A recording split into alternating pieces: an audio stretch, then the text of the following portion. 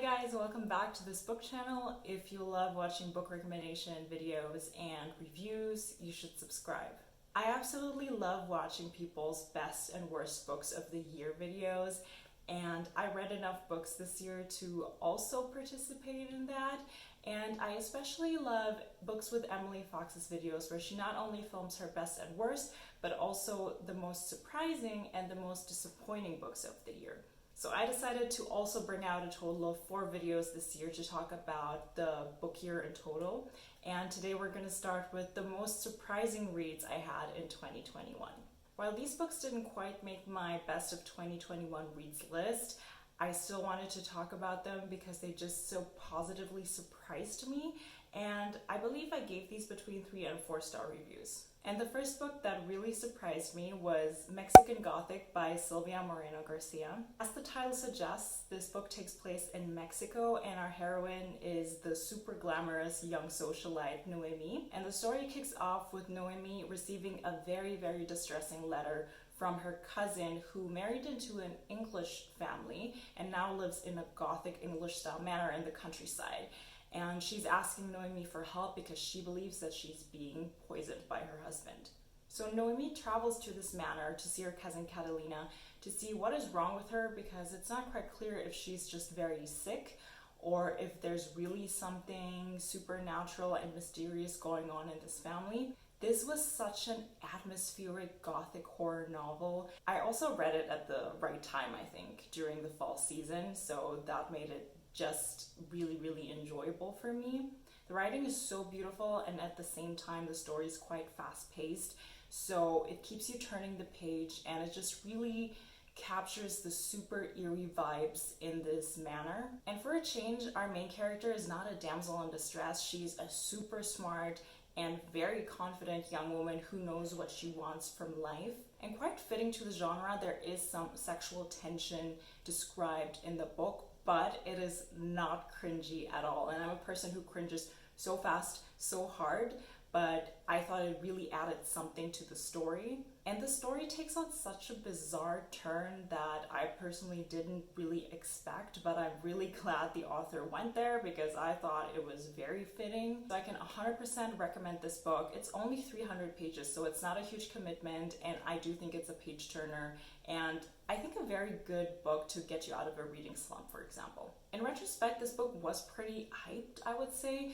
but I guess it just kind of went over my head because that's why this was such a surprising read for me. I didn't have super high expectations that this book had to match. The Sun Keeper by Bauermeister. I got this book because I think it was one of the Reese's Book Club picks. I didn't know anything really about it. I went into this book with no expectations, and it ended up kind of blowing me away. This story is about this young girl, Emmeline, who grows up with just her father on a secluded island, and one day she gets into a very precarious situation which flips her world upside down. And her story has a lot to do with the world of sense, how they carry memory and emotions. To me, this book also felt like it had a touch of magical realism in it. There's a lot of different situations that Emmeline has to go through that are quite difficult, and the emotional anchor of this book is really the relationships in between all of the characters. And again, this book is quite short, but it just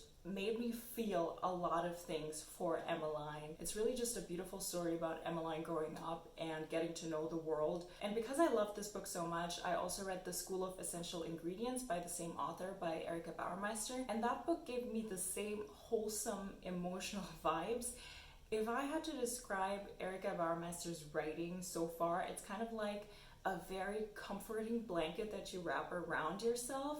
So I'm definitely going to check out more of her books. I think she's becoming one of the authors that I will gravitate to whenever I need that kind of blanket. The next book that took me by surprise is actually a very, very well-known American modern classic. It's The Catcher in the Rye by J.D. Salinger. This was not on my curriculum when I went to school, so I never read it. For some reason, I keep mixing up the titles of The Catcher in the Rye and To Kill a Mockingbird, which now I know it's two very different things. I still need to read To Kill a Mockingbird. That's actually on my TBR for next year. So The Catcher in the Rye is about 16-year-old Holden Caulfield, who is about to be expelled, I believe, from his boarding school. So he escapes to New York City and spends a few days there, and that is the story. It's not quite a coming-of-age story because you're really only with him for a few days, and I almost want to describe it as, it kind of feels like a stream of consciousness book at times, or just very observational in the moment, and you're definitely following his trailing thoughts. And what I really ended up liking about this book is, out of all the books that I've read with a teenager as a main character, especially a teenage boy, this is probably the most realistic approach to this mind that I've read so far. So for example, if you read John Green books, I mean, those are pretty much all YA if I'm not mistaken.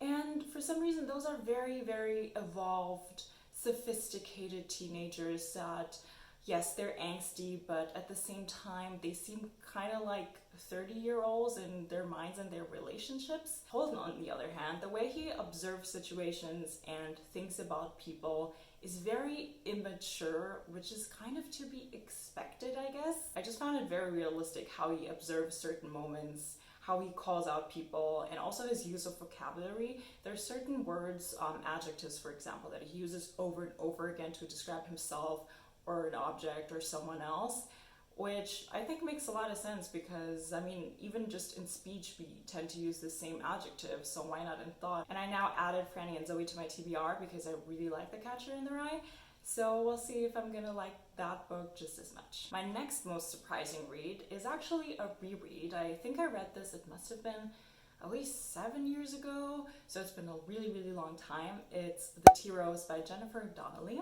This is a historical fiction book set in 19th century London, where we follow Fiona Finnegan, a young girl with Irish roots.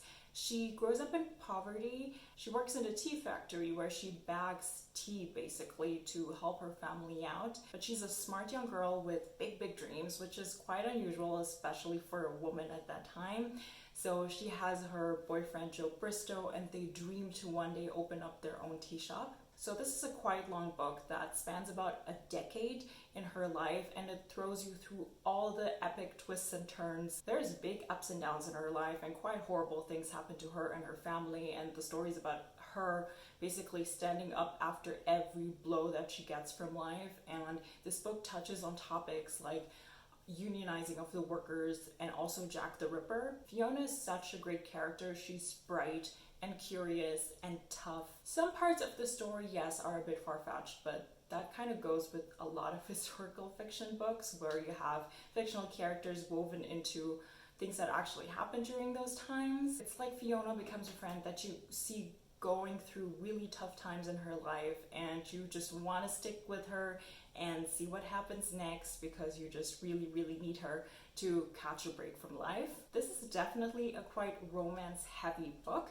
While this is not technically a romance novel because it is historical fiction, it's kind of what I like to read instead of romance novels because it has just so much plot and epic turns and twists in it and is not just centered on relationships. And this time around, I actually listened to it as an audiobook. I really enjoyed it, and I already got the second book in this series as an audiobook, which I never read. I didn't even realize this is a series. You can definitely just read this one and not continue with the next ones. I think the next one focuses on one of her siblings in their life. I definitely recommend this book, and more people should talk about this on BookTube. Finally, my most surprising author, so not just book, for this year is Agatha Christie. This is the year where I did a 180-degree turn on her and murder mysteries, because before I used to really enjoy psychological horror and thrillers. I never thought that I'm going to enjoy simple murder mysteries because I thought, oh, that's maybe a little bit more boring, but I completely changed my mind, or Agatha Christie completely changed my mind. This year I read Evil Under the Sun, A Murder is Announced, and Death on the Nile from her, and I think I gave all of these 4 stars, if not 5. I now incredibly enjoy closed circle mysteries or locked room mysteries. It is so much fun. I think she writes very great eccentric characters, and that also includes Hercule Poirot. While I was able to guess certain elements of the mystery, I was never able to put together the whole picture, so I think she writes her mysteries in a very, very clever way, and I'm so glad that there's so many books and short stories out there to enjoy. She's becoming one of my favorite authors. Evil Under the Sun and Death on the Nile are two Hercule Poirot mysteries. Death on the Nile is quite well known. I think there's a new movie coming out next year with Garcia. In Evil Under the Sun, there's a murder in a summery resort, while in Death on the Nile, it is on a ship while on a cruise, and a murder is announced, takes place in a small village. Oftentimes her characters feel like plays on cliches, so it's just really fun to read about them. Hopefully next year I will get to read much more books from her. These were all the books that didn't quite make my best of 2021 list, but it just took me by surprise by how much I ended up enjoying and loving them. So you should subscribe if you want to see the list of books that made my most disappointing list and best and worst list. And thank you so much for watching. I will see you in the next one. Bye.